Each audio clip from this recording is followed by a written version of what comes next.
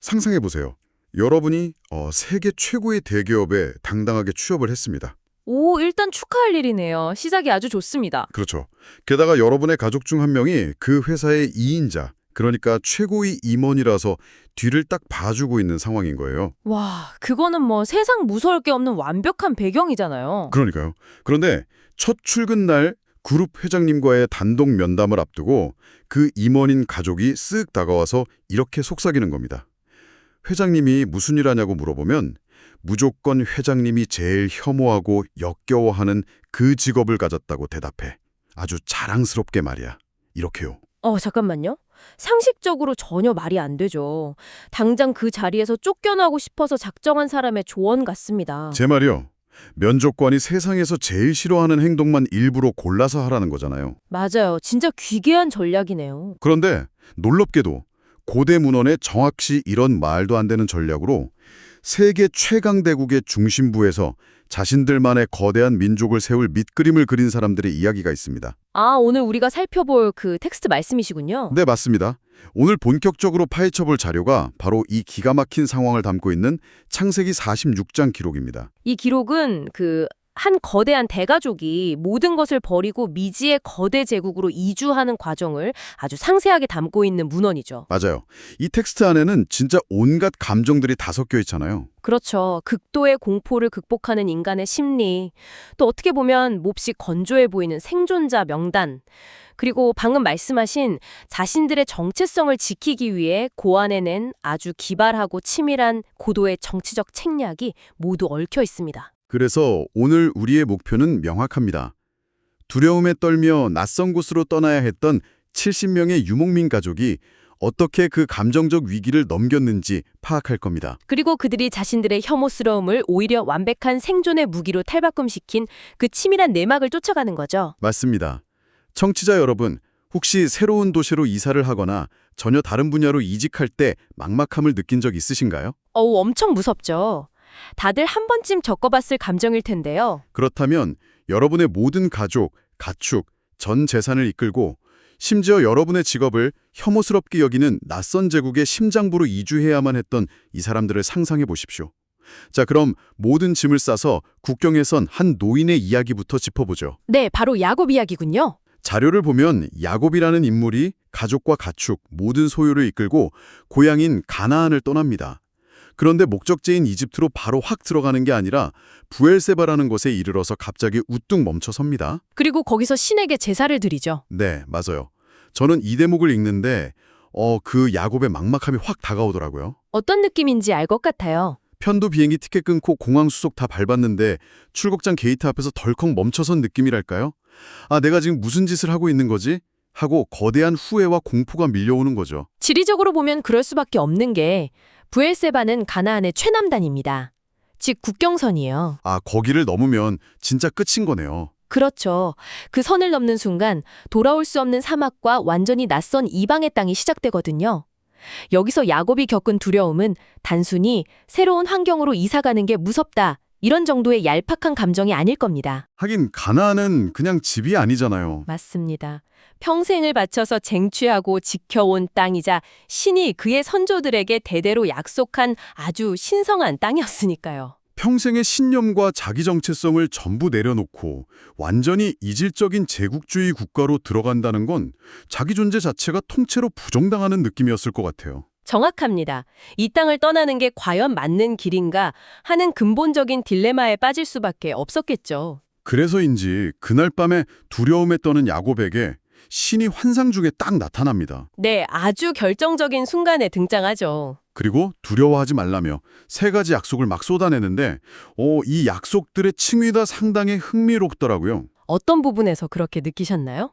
일단 첫 번째는 그곳에서 큰 민족을 이루게 해주겠다 이거고요.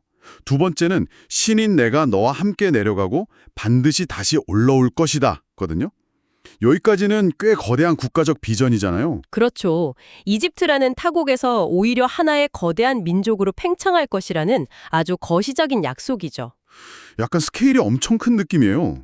게다가 보이지 않는 우주적 신이 직접 짐을 싸서 한낱 유목민인 야곱과 함께 국경을 넘겠다고 하는 거잖아요. 이건 아주 강력하고 파격적인 연대의 선언이기도 합니다. 그런데 제가 진짜 시선을 확 뺏긴 건 세 번째 약속이었어요. 요셉이 직접 네 눈을 감겨줄 것이다. 바로 이 대목이요. 아, 그 부분 진짜 감동적이죠. 수십 년 동안 짐승에게 찢겨 죽은 줄로만 알았던 아들이잖아요. 그 아들이 살아있을 뿐만 아니라 내가 임종을 맞이할 때 네 곁에서 직접 눈을 감겨줄 것이라는 말이잖아요. 네, 맞습니다. 앞에 두 가지가 역사책에 크게 기록될 법한 거대한 명분이라면 이거는 너무나도 개인적이고 내밀한 위로 아닌가요? 이게 인간의 심리를 아주 정확히 건드리는 대목입니다. 사람은 아무리 거창하고 역사적인 비전이 주어져도 그것만으로는 쉽게 마비된 발걸음을 떼지 못하거든요. 공감해요. 회사에서도 거창한 비전보다 당장의 내 복지가 중요하잖아요. 맞아요.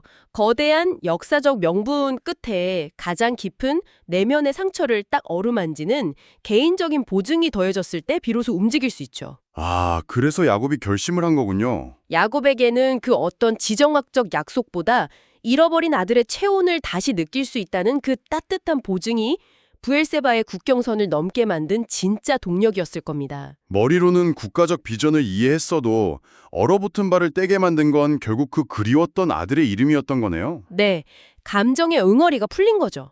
그렇게 마음의 짐을 덜어낸 야곱 일행은 드디어 국경을 넘습니다. 여기서부터 상황이 아주 스펙터클해져요. 파라오가 직접 보낸 최고급 마차들의 노약자들을 태우고 평생 모은 가축과 재물을 전부 끌고 이집트로 향하죠. 아주 장엄한 광경이었을 겁니다. 네, 감정적 고비도 넘겼겠다. 이제 엄청난 이주의 파노라마가 쫙 펼쳐질 줄 알았거든요. 그런데 이 자료, 갑자기 분위기를 확 깹니다. 아, 길고 긴 명단 이야기군요. 네, 갑자기 웬 고대 전화번호부가 등장하잖아요. 레아의 자손 33명, 실바의 자손 16명, 라헬의 자손 14명, 비라의 자손 7명 이렇게요. 이름들이 정말 끊임없이 나오죠. 루벤, 시므온, 가나안 여인의 아들 사울, 베레스의 아들 헤스론 등등 막 낯선 이름들이 폭포수처럼 쏟아지는데 솔직히 이 대목을 읽으면서 청취자 여러분도 도대체 누가 누구 아들인지 길을 완전히 잃지 않으셨나요? 충분히 그럴만합니다. 이 감동적인 대서서시 한가운데 이렇게 지루하고 건조한 회계장부 같은 걸 뜬금없이 끼워 넣은 이유가 대체 뭡니까? 현대의 시각에서는 이야기의 흐름을 뚝 끊어먹는 되게 지루한 이름의 나열로 느껴지는 게 당연해요. 하지만 이 텍스트가 쓰여진 목적을 생각해보면 맥락이 완전히 달라집니다. 어떤 목적이죠? 이건 단순한 가족 족보가 아니라 아주 엄밀하게 작성된 법적, 역사적 문서입니다.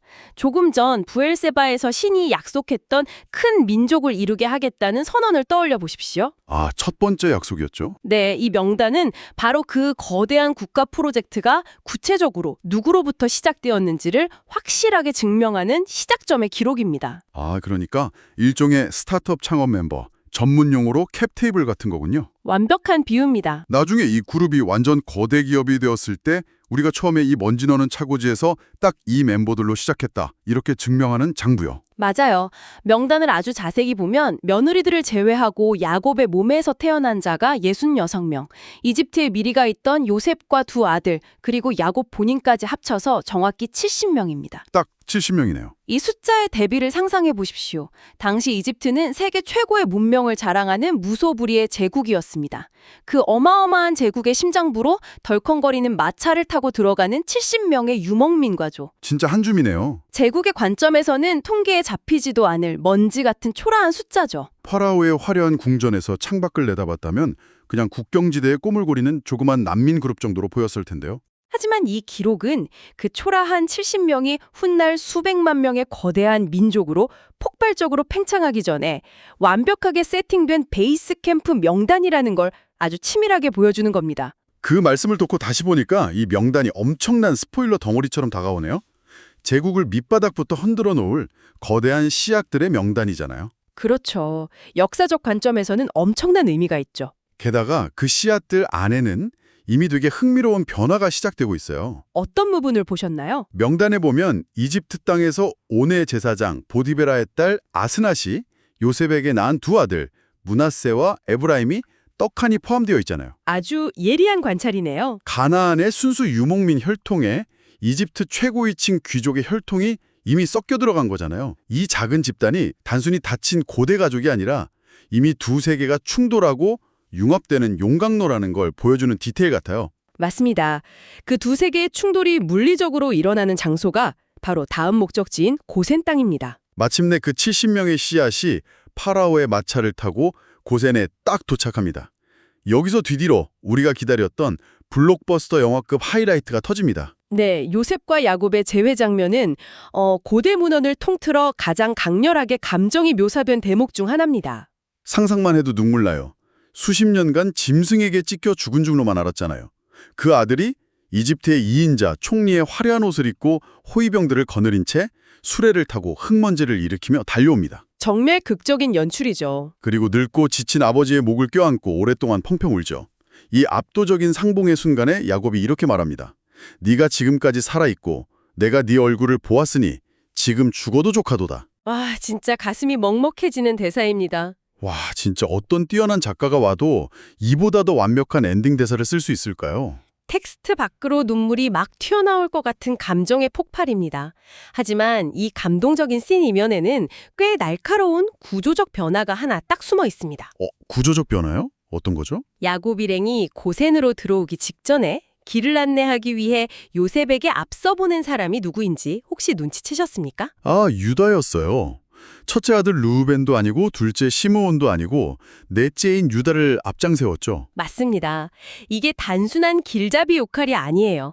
이것은 가족 내의 리더십 역할이 유다를 중심으로 완전히 재편되었음을 공식적으로 보여주는 행동입니다. 장자권이 첫째에서 넷째로 이동했다는 일종의 선언이군요. 정확합니다. 또한 이 상동을 단순히 이산 가족의 눈물겨운 만남으로만 보면 이 텍스트의 진짜 묵직한 무게를 놓치게 됩니다. 그냥 가족 드라마가 아닌가요? 가나안 변방에서 온 늙은 유목민족장과 고대 세계 최광대국의 실질적 통치자가 대면하는 거대한 역사적 접속의 순간이니까요. 두 세계가 딱 맞물리며 돌아가기 시작하는 기어의 첫 번째 톱니바퀴 같은 장면입니다. 와, 가족 드라마의 클라이맥스인 줄 알았는데 그 눈물 속에 거대한 권력의 이동과 역사의 변곡점이 전부 섞여 있었군요. 텍스트가 아주 입체적이죠. 그런데 이 감동의 여운이 채 가시기도 전에 분위기가 정말 급반전됩니다. 펑펑 울던 요셉이 눈물을 싹 닦아낸 갑자기 차가운 전략가로 돌변하거든요. 드디어 올 게 왔네요. 가족들을 모아놓고 앞으로 파라오를 만날 때를 대비해 철저하게 입을 맞춥니다. 파라오가 직업을 물어보면 무조건 어렸을 때부터 지금까지 목축하는 자들입니다. 이렇게 대답하라고 지시하죠. 저는 여기서 진짜 제 눈을 의심했어요. 아까 오프닝에서 저희가 언급하셨던 바로 그 모순적인 조언이군요. 네, 자료에 분명히 이집트의 시대적 배경 설명이 친절하게 나와 있잖아요. 이집트 사람들은 목축을 가증히 여긴다고요. 아주 명시적으로 기록되어 있죠. 그러니까 짐승 키우는 직업을 엄청 혐오하고 역겨워한다는 건데 지금 파라오한테 잘 보여서 비옥한 땅이나 높은 자리를 하나라도 더 얻어내도 모자랄 판이잖아요. 일반적인 상식으로는 그렇죠. 근데 이집트인들이 제일 극혐하는 직업을 가졌다고 자랑스럽게 떠벌리라는 거잖아요.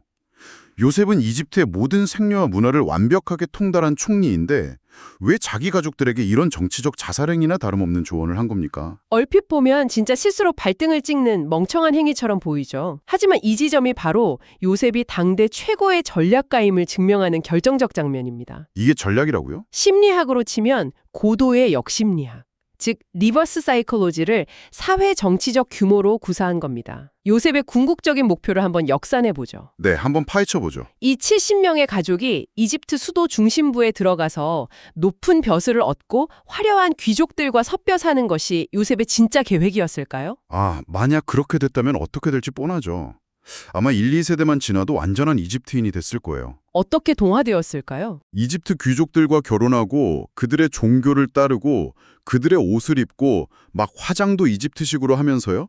그럼 앞서 신이 브엘세바에서 약속했던 너희만의 큰 민족을 이루겠다. 이 계획은 거기서 그냥 끝나는 거네요. 빙고. 거대한 이집트라는 용광로에 완전히 녹아버릴 테니까요. 진짜 그러네요. 그 맥락을 딱 짚어내신 게 이 텍스트의 핵심입니다. 요셉은 그 거대한 동화의 함정을 정확히 빼뚫어 본 겁니다. 70명의 작은 집단이 애굽의 압도적인 문화에 흡수되어 정체성을 잃어버리는 것을 기필코 막아야 했습니다. 그래서 분리가 필요했던 거군요. 네.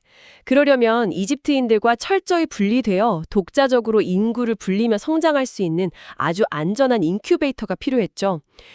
그 완벽한 장소가 바로 변방의 기름진 땅 고센이었습니다. 아하. 그러니까 이집트인들이 혐오하는 목자라는 타이틀을 전면에 딱 내세워서 이집트 주류 사회가 알아서 자신들을 피하게 만든 거군요. 맞습니다.